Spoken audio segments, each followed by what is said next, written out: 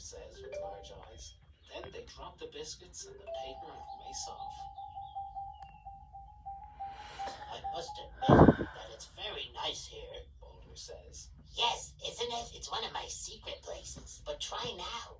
No, you do it first, says Boulder. Okay, after all, I'm the biggest and best.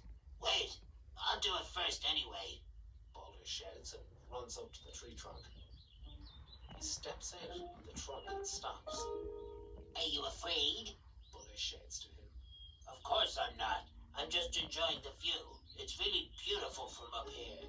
Haha, you don't dare. Well, I'll just have a little juice then. 2 cartons later, Boulder is still standing at the trunk and looking around. It will get dark soon, Boulder teases him.